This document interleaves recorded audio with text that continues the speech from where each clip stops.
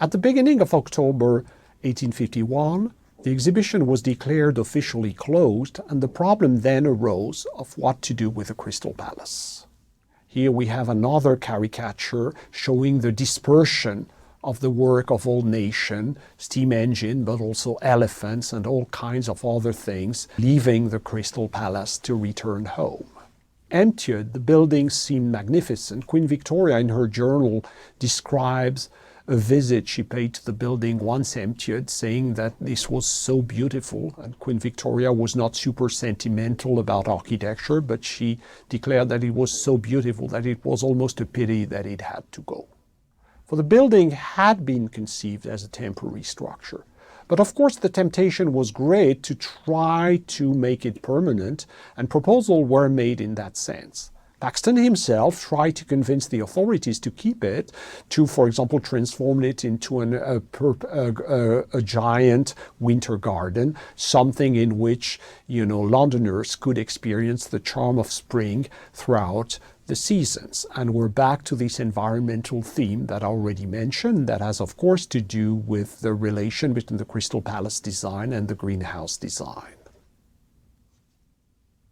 The decision was nevertheless made to dismantle the Crystal Palace and to free the garden, Hyde Park, and to restore Hyde Park as it was before. But Paxton was definitely an entrepreneur. In parallel with working with the Duke of Devonshire, he had launched a series of enterprises, journals, as I mentioned, and a number of other things, and he decided actually to rebuild another Crystal Palace, larger, more beautiful, and to transform it into a private venue for the entertainment of the crowds. This was done in Sydenham, in the suburb of London, where he built a structure which is often confused with the first structure, although it is actually quite different. The new Crystal Palace was actually a much more complex structure, higher, with actually 3 transepts, a main one and 2 lateral ones, a kind of Crystal Palace or on steroids that was conceived as a kind of permanent entertainment place. And the genealogy that I mentioned earlier between Theme Park and the Crystal Palace is actually a reality through Sydenham, which can be in some ways described as one of the earliest theme parks ever conceived. So this larger Crystal Palace did not have the crisp edges that we found so alluring in the 1851 buildings, but it was nevertheless a very large construction, better built. This time Paxton had the time to work out all the details of the assemblage, and much more stable. Actually, the building survived until the 1930s, in which a fire consumed it entirely. So this was a theme park. Here you have a painting of the time. You arrived through railways and you had garden, fountains, and all kinds of displays linked to ideas of exotic travel, travel in time, ideas that are very close to this idea of entertainment that characterize still theme parks today. Inside the Sydenham Crystal Palace, one found a mix of plantations, statues, etc. One could travel to ancient Egypt, as here, but also to Rome, Greece, etc. The new Sydenham Crystal Palace was not as strikingly modern as the first construction, probably because the hurry of 1851 made the building less ornamented than its later version. With the new Crystal Palace, there were more concessions made to the 19th century taste because one had more time to refine the design. But nevertheless, the Sydenham Crystal Palace was to remain also an icon of modernity. And it was photographed in a way suggesting a kind of genealogy between 19th century construction and 20th century modernity. As here, this is a photograph taken by 2 photographers linked to the modern movement in the United Kingdom. And we can see the suggestion of modernity going from the 19th century to the 20th.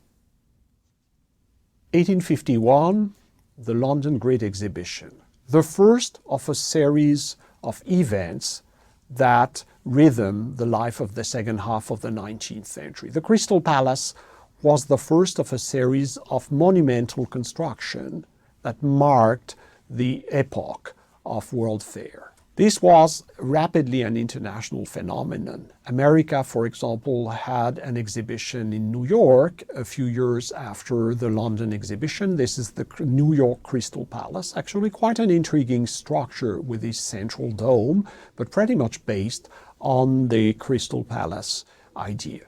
Nowhere were a world exhibition as important as in Paris. Paris became the capital of world exhibition during the second half of the 19th century, with exhibition in 1855, 1867, 1878, 1889, 1900.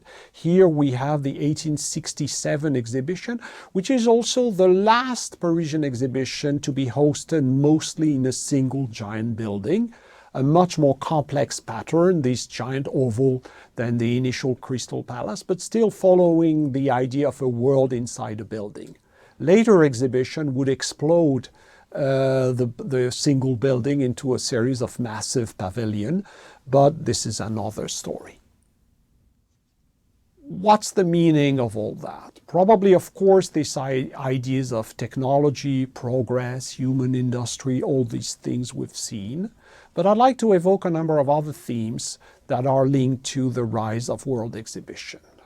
The first one is, of course, the need for symbols.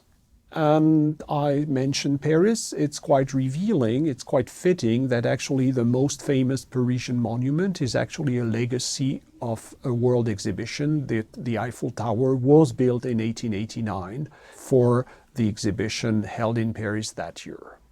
Technology remained throughout the 19th century a major theme of world exhibition, where the largest building of the 1889 Parisian exhibition was not actually the Eiffel Tower, but the Great Gallery of Machine, which was actually the largest gallery of that type ever built. We often keep in mind the trusses and the ballet, once again, of iron pieces, but one must not forget the ornamentation and the intricate link between ornament and structural performance that characterized world exhibition.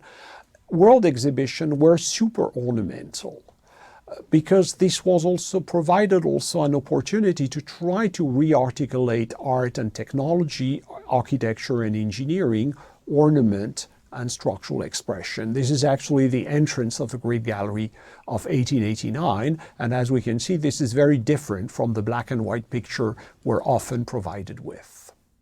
World exhibition also provided a way, because they became much more complex urban venues, almost like districts in the city. They provided gradually an opportunity to rethink not only of industry, but also of the city that hosted the exhibition. For example, the Chicago 1893 exhibition provided an opportunity for American urbanists and architects to test ideas that would later give birth to the City Beautiful movement. It is well known that the Burnham Plan for Chicago owes something to this seminal experience, as if the city itself was becoming a giant exhibition. I've said a number of times throughout this presentation that the Crystal Palace was mythical. Part of the paradox of history of architecture is that it feeds upon the concrete, objective relation between a building and its period, between a building and the social and political forces of the time. But history of architecture feeds also upon myth, because architecture is not only a question of materiality, it's inseparably about materiality and imagination. From that perspective, the Crystal Palace is definitely a very important moment. For this building actually was for a very short period, at least for the 1850, for its 1851 avatar, a material reality. It remained for a much longer time, probably until today, an important landmark in our architectural imagination.